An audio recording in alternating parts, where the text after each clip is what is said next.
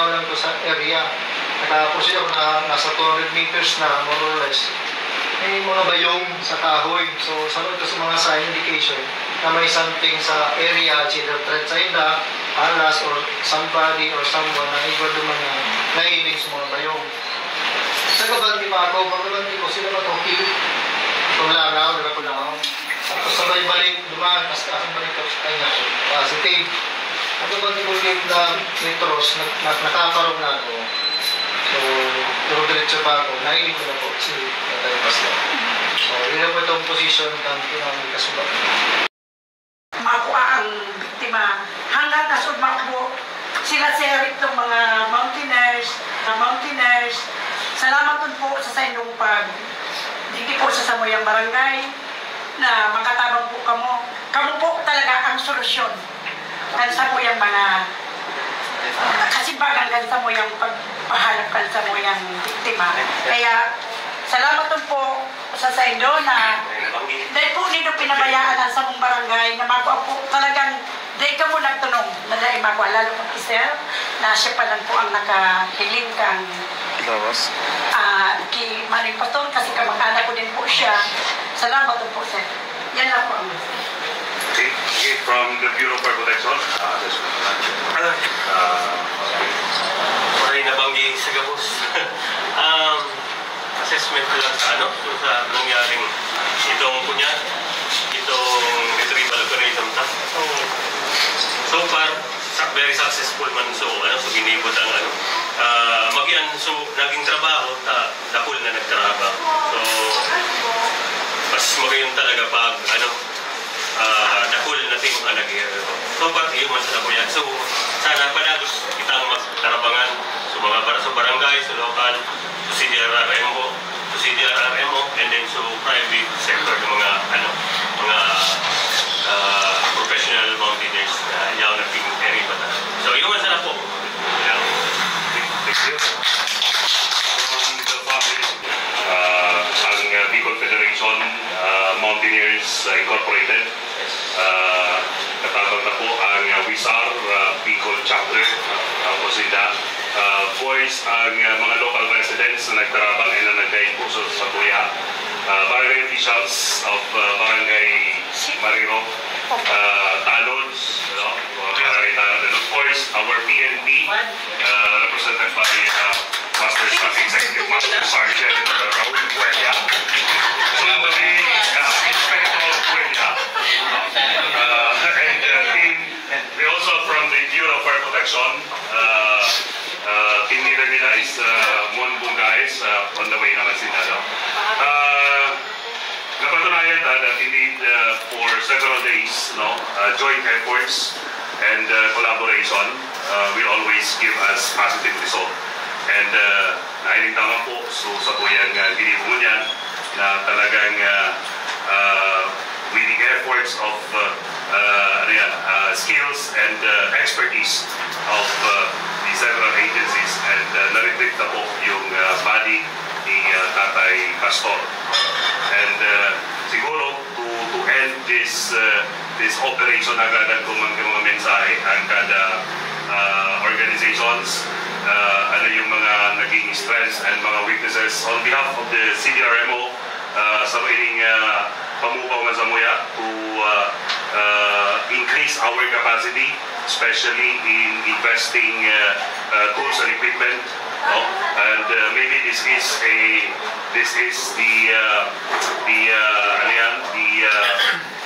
door for us to have a more collaboration in order for us of course to capacitate our community in terms of this kind of operations.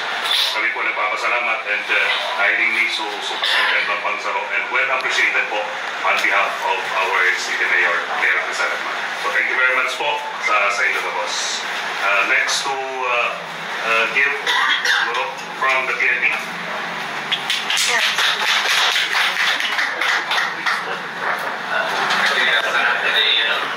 Orientan pala ito sa taas.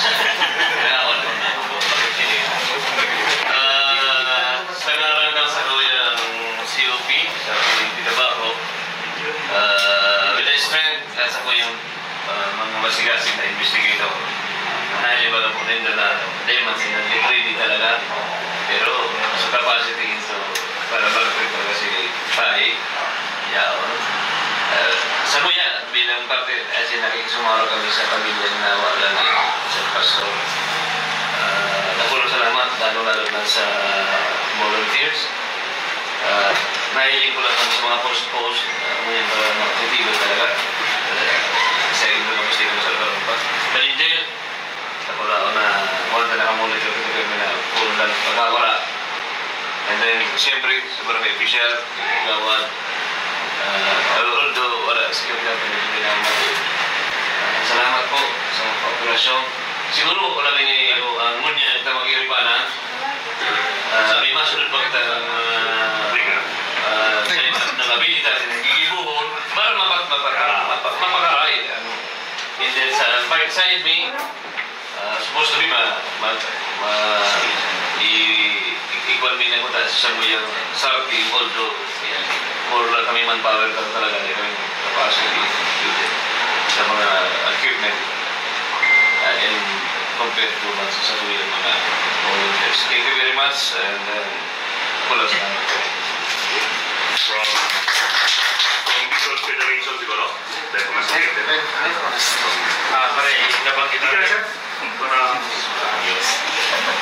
Dahil nabanggit namin, ito po si Romel Aspi, Vice President ng Federation of Bicolano Mountaineers Incorporated. Sa sabulan po, ang pagkirima o operasyon ng Gabos na wala ang resulta. Fair niyan.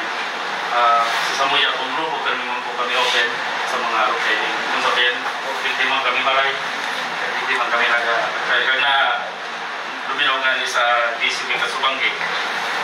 Actually na yun sa Wisal, paglaw sa FBMI Kasubanggi, nag-mobilize tools kami sa available na taon.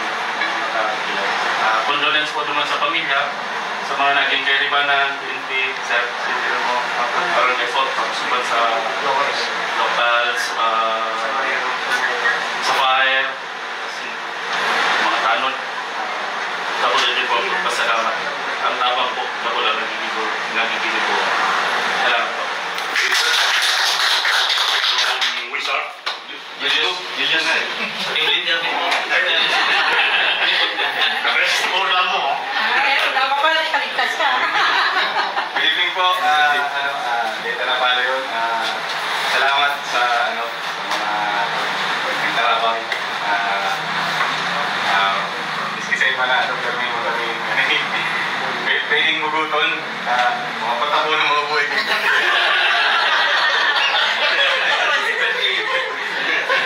Marami pa lang sa so kan Catherine sa Naga nag-cooperate yung mga Kevin, Kerry, so Christine. So sa mayon, so sis na kami mga sis na play. And kaya at least nakakatulos. Joke, so ining naka-play. So first na naka-ining. Thank you po sa mga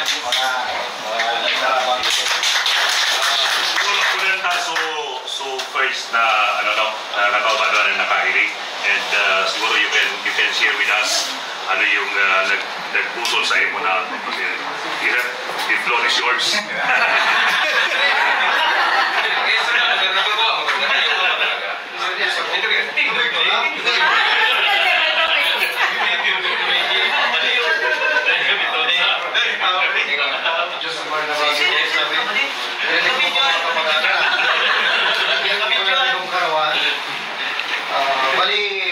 Salamat sa Kuya Gabos and congratulations sa concerted effort. Hindi may mangyari kung ako sana. Kasubanggi pa lang hanggang naglalakaw kita. Pag-aji ko na nasa tao kitang giga. Ako, tawag ng giga, napaliwag sa lokasyon kung nasa yung pastor. Habang nagsasakat kita, naglalakay ako sa grupo.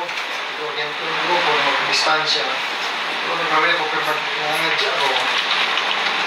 Ito si Sir Joven. So, kaya kabali ko kanina ang local. So, taga-common siguro, sir. Joven? Oo, si Joven. Sabi ko, Sir, pwede, dumalong na yung party namin. Pwede natin, may inagihan, may nasa diretso ako sa taas. Hindi ako na reklamo o tarang, hindi naman siya. Sinirit niyo naman yung parte nito, hindi siyang kalo. Yung kalo na ito, diretso sa balik sa naman sa kuya, sinusog niya ako. Ito nag-report siya na may kalo. Kinakuman, wala ba? Baba pa rin naman. Hindi na ba ito? Pino ako sa kalo. Hindi na ako nungin. Pinako naman sa grupo. Hindi ko pa-identify, pa-confirm sa pamilya kung positive yung kalo, kung tumagay tatay pastor. Hindi confirm. Hindi ko possible na yung division yung nagihan niya, also location. So, kung patulos pinalatagan kong lobby sa paghiriba, so, latag na ako ng lobby pagkaba. So, binabang ko ito hanggang maubos sa lobby. Hanggang maubos sa bangin na bababa ko ito, mga sa 10 meters pa. Ito yung kalat ko. May nilagay akong plastic sa baba dito mula ko. Yung sa plastic na may coins. Talagang mas ginanahan pa akong bumaba kasi may nilagay akong item, sign of na may tao buman sa baba na may nakahulog kayo. So, hindi naman ko, hulog kapos na sa lobby. Bus na ako duman. Pagbaga, pinurog ko. Lumog pa. Binuksan ko. Sinend ko, niradyo ko sa taas. Sinend ko sa picture na may plastic. Pa-confirm sa family kung iwan siya ng andarang kami item. So, positive. Iwada ako. So, sa loob lang dito, naglakaw-lakaw ako. Piniling ko, i-assess ko sa area na possible na mga pwedeng inagihan. Pero, nawas out na kanguran. Pero, sige kung libot-libot duman, may nailang ko mga dahon na natimaka, nalusak, o may sinapi ang kilangatong, nagbalik pa siyang salong, sa kapira na balik naman ako sa salong. Pagbalik ko na rin, ko naman ibig sa wala niya nagihan niya. So, sinusog ko naman itong salong na inagihan niya, na posible. Sign lang na nalusak sila ako ng mga payaw ko dito. Hanggang nakabalok sa mabutong na pwede niyang sakatan giraray, siguro baka nag-attempt siya mag-escape sa baha. So, naman duman, balik naman ako sa salong. Sabi ko, hiniling ko so level kang tubig, halaga, mga alkalis sa level kang tubig. So, it's either possible ka ako na inaanod siya or nagparapangin baba siya sa salong. So, about mga 100 meters na, nag-radya ako kay Romel. Sabi ko, may distansya na ako, pero ma-proceed ako. Kasi, may kutob ako, nayaw lang ko sa area. Naka-proceed ako na nasa 200 meters na, more or less. May mga bayong sa kahoy. So, sabi ito sa mga sign indication na may something sa area, either threat sa ina, alas, or somebody, or someone na iba duman na nailig sa mga bayong. Nagkabanti pa ako, pagkabanti ko, sila matoki. Kung langaw, nagkakulangaw. Tapos sabay balik, dumaan, kasang balik ko sa kanya. Positive. Nagkabanti ko ulit na metros, nakakarong na ako. So, diretso pa ako, nailig ko na po si Tatay Pastor. So, yun na po itong position ng pinamang kasubat. So, yun lang po ang detalye na actual dumaan sa operation. And congratulations po. Condolence po sa pamilya at sa barangay po.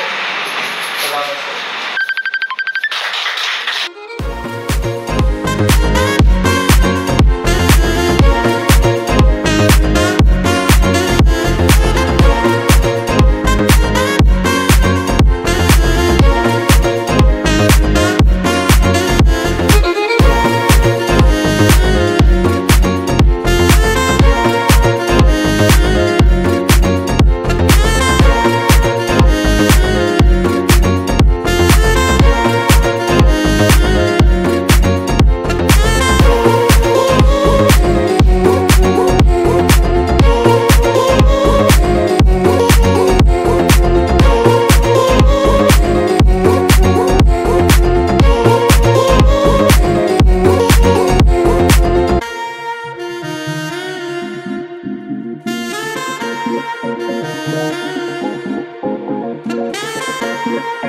Yeah.